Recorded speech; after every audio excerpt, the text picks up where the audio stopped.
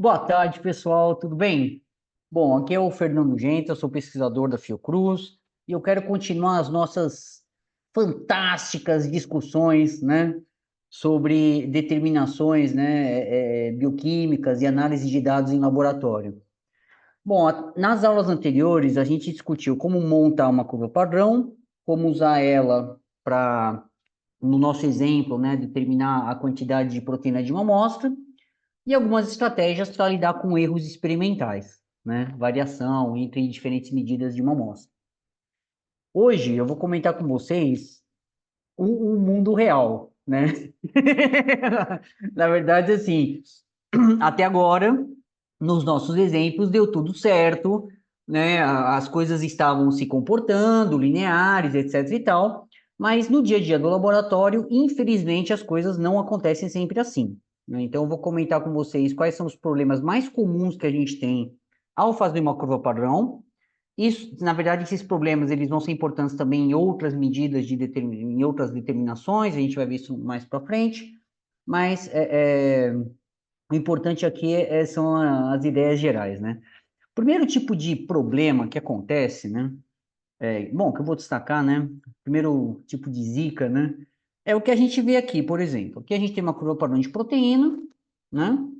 Eu pipetei diferentes quantidades aqui de amostra, né? De proteína, correspondendo a diferentes microgramas, e tive essas absorbâncias aqui, né? Aí, obviamente, o que que a gente vê aqui? Que tem um ponto estranho, tem um ponto fora. A gente tem uma tendência aqui de aumento da absorbância em função da massa de proteína, e por alguma razão tem uma medida aqui que está completamente fora do padrão. Pode ser qualquer coisa. Você espirrou na hora que estava pipetando, caiu alguma coisa dentro do tubo. As variedades são infinitas, tá? Tinha uma bolha no tubo, no pocinho, tudo pode acontecer, né? A gente está tudo de um laboratório, né, de bioquímica. E aí, o que a gente tem que fazer olha, se você tem uma tendência clara, linear, se a gente for olhar aqui, o R, por exemplo, está baixíssimo, né? A gente tinha discutido que para a gente ter certeza de que isso aqui era uma reta mesmo, o R tem que ser acima de 975, então é óbvio que eu não posso usar essa reta para representar a minha tendência, né, com esse R tão baixo. Mas aqui a gente tem uma visão clara de que isso aqui é um erro experimental. Então, na prática, o que a gente faz no laboratório é tirar esse ponto da reta, né? Eu recomendo que vocês nunca apaguem nada. Se vocês forem apagar, por exemplo, se eu for apagar aqui, ó, apaguei o ponto. Tem um backup, tá, dos dados originais, para vocês terem um registro do que vocês fizeram, né, do tratamento que você fez. E aí vem aquela coisa, mas caramba, né, as nossas análises não tinham que ser 100% objetivas. Como é que eu vou saber quantos pontos eu posso tirar? E se tem mais de um ponto fora? Qual é o critério? Aí é uma coisa um pouco difícil, né? De detalhar, mas assim, o critério é um pouco subjetivo, na verdade. Qual o limite de pontos que você pode tirar de uma curva, né? O que é razoável, tá? O que a gente considera razoável é você tirar 10%, no máximo 20% dos pontos que você tem nas suas determinações, né? Então, numa curva padrão com 10 pontos, o que eu considero razoável no dia a dia é tirar um ponto, uma medida que ficou estranha, que foi o que eu fiz aqui. Se você tiver que tirar 2 pontos, isso já está no limite do aceitável, tá? E eu vou discutir casos piores mais para o final da aula. Mas uma situação corriqueira no laboratório é a gente ter uma situação dessas aqui, né? Uma curva padrão onde tem um ponto completamente fora. Não sei por que não está voltando, deixa eu voltar aqui no meu exemplo. Olha que esquisito, né? Ele não quer voltar. Deixa eu ver se eu voltando. Ah, voltou. Tá. Então, isso aqui é uma situação que acontece com uma certa frequência e esse é o procedimento. Olha, é um ponto em 10%, posso tirar, assumo que aconteceu aqui alguma coisa que fugiu do meu controle, tá? Segundo problema, pode acontecer, é mais complicado. É isso aqui, ó.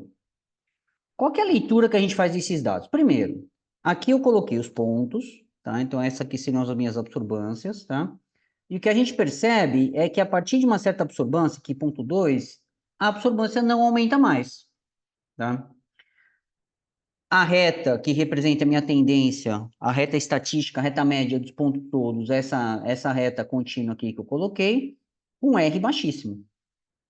Qual que é a leitura que a gente faz desse problema? Olha, a partir dessa absorbância, minha leitura estourou. Isso pode ser, a gente chama, né, que estourou, né? Você chegou no limite da sua técnica. Isso pode ter vários motivos. Pode ser uma limitação na quantidade de reagente, pode ser uma limitação do equipamento que você está usando, pode ser algum problema de solubilidade da molécula que você está, ou de reatividade da molécula que você está determinando. Tem várias explicações, essas são as mais comuns, tá? Nesse caso, a gente tem dois indícios, né, desse problema. Ó, primeiro, essa estabilidade aqui, né, você tem um R baixo, e quando você pensa na região né, das medidas, né, onde você tem a resposta esperada, né, uma relação totalmente linear entre absorbância e massa de proteína, que seria essa linha tracejada aqui que eu fiz aqui, tá? A gente vê que o intercepto dessa reta está próximo do primeiro ponto, que seria o branco, né? Que é né, o meu tubinho que não tem, o pocinho que não tem proteína. Então, eu espero uma reta cruzando em 0,02. Se a sua reta média estatística, que é essa né, contínua, ela tem um R baixo e o intercepto dela, olha aqui, ó, ele está muito acima do seu branco ou da sua medida zero ou dessa reta, né, ou do intercepto dessa reta, que seria a mais correta, entre aspas, né? Se esse intercepto aqui estatístico está acima do esperado, isso é uma forte sugestão de que você não tem uma reta porque a sua, né, técnica fugiu da linearidade, né, nas regiões, né? A reta entortou, né? Estourou, tá? O que se faz numa situação dessas, né?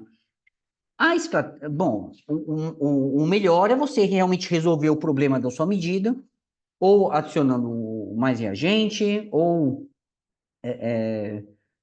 pensando no problema pode ter acontecido na molécula que está medindo, ou vendo se o limite de absorbância não é o limite do equipamento. Trabalhar com as hipóteses, né, causais do problema. E se você não pode repetir essa curva, porque você já mediu alguma proteína com essa curva, e você não quer perder a medida que você fez, se você teve sorte e você ainda tem um número razoável de pontos para trabalhar uma tendência linear, aí o que a gente pode fazer é tirar os pontos da região onde está estourada, né? E trabalhar com essa tendência linear que vai ter, né, uma faixa de medidas, né, menor do que a que você tinha planejado, tá? Mas isso em último caso. Se você puder repetir a sua curva padrão, aí o ideal é que você escolha um mesmo número de pontos trabalhando nessa faixa de linearidade que você sabe que funciona, tá? Bom, outro problema que pode acontecer, e na verdade assim, e esse é um problema que acontece com muita frequência no laboratório, e a gente vai talvez até discutir isso mais vezes, tá? É a questão de você trabalhar com os limites da tua curva padrão. Então, nessa curva padrão, por exemplo, as minhas medidas elas vão de 0,02 no zero até 0,25 no último ponto. Isso significa que eu tenho certeza da relação entre absorbância e massa de proteína nesse intervalo. Eu não, então, se eu medir as minhas amostras e a absorbância deu acima de 0,25, eu não posso usar essa medida, porque eu não sei o que acontece em absorbâncias maiores. Talvez acima de 0,25, a relação mude, a curva estoure, e você não vai ter uma medida completamente deturpada. Então, esse é um cuidado muito grande que se tem que tomar com determinações bioquímicas, tá? Trabalhar nos limites da curva padrão. O limite superior, eu acho que ficou claro.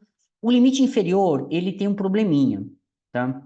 Você não considera como limite inferior de trabalho a sua menor medida. É assim, depende, tá? Isso aí pode variar um pouco dependendo do contexto, tá? O que eu quero destacar aqui é o seguinte: a primeira medida que eu tenho aqui para um 0,2, por exemplo, não é o meu limite inferior de trabalho. O limite inferior de trabalho, matematicamente falando, seria o intercepto da curva padrão, tá? Então, o meu intercepto é 0,037, é o que está indicado aqui, tá? Isso significa que qualquer absorbância abaixo disso que eu meça, se eu for jogar na minha curva padrão, ele vai calcular um valor de proteína negativo, né? Uma concentração de proteína negativa. Como não existem antiproteínas, certo? Pelo menos no nosso mundo, né? Quer dizer que essa medida não funciona. Na prática, outra leitura disso é que a sua absorbância tem tão pouca proteína na sua amostra que está abaixo do limite de detecção do seu reagente, tá? Agora, essa leitura trabalhando com o intercepto, acima do intercepto, ela é perigosa, tá? Porque aqui você tem um ponto que corresponde ao seu zero, um intercepto que corresponde a zero, e o primeiro ponto onde você tem resposta do reagente é o teu primeiro ponto de medida, que nesse exemplo aqui seria 0,05. Então, é mais prudente trabalhar com medidas a partir desse valor de absorbância, tá? Se você acabou tendo um valor de absorbância entre o intercepto, por exemplo, entre 0,037 e 0,05, 0,42, e é uma amostra que você não tem como repetir, é uma amostra difícil, né? Você pode usar isso com muita cautela, tá? Mas se é uma medida que você pode repetir, o ideal é você repetir, aumentando o volume de amostra, diminuindo a diluição, para que você tenha uma absorbância acima desse primeiro ponto experimental, tá? Bom, e o último exemplo é isso aqui, né? Que às vezes acontece, né? É você ter uma curva padrão completamente aleatória. Você foi fazer a medida, aí pode ser reagente vencido, pode ser padrão vencido, pode ser uma pessoa vencida pipetando, tô brincando, tá, gente? Mas às vezes você tem um dia ruim, às vezes a gente tem um dia ruim aqui e pipeta, ou o pipetador tá descalibrado, os tipos estão ruins, enfim, tem N razões que podem acontecer que a sua medida fique tão, com um erro tão grande, né? Que, lógico, o R está muito abaixo do aceitável, você tem uma sensação de que tem uma relação entre as duas coisas, mas você não tem dados para provar isso, muito menos para calcular qualquer coisa a partir disso. Na verdade, se a gente fosse tentar usar aquela ideia de que, esse ponto aqui está fora, porque aconteceu isso, eu teria que tirar aqui no mínimo, sei lá, 1 ponto, 2, 3, 4, 5 pontos para essa reta ficar boa, ou seja, metade dos pontos dessa reta.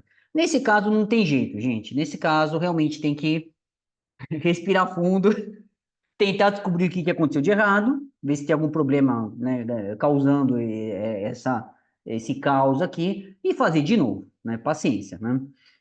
Bom, gente, espero que vocês tenham gostado das implicações, espero que nenhum desses problemas nunca aconteça na vida de vocês, né? A chance disso é zero se você trabalhar no laboratório de bioquímica, mas enfim, é isso. Espero que a explicação tenha sido útil. Esse arquivo ele vai ficar na descrição do vídeo. Fique à vontade para baixar, compartilhar e colocar as dúvidas de vocês aqui no canal, tá bom?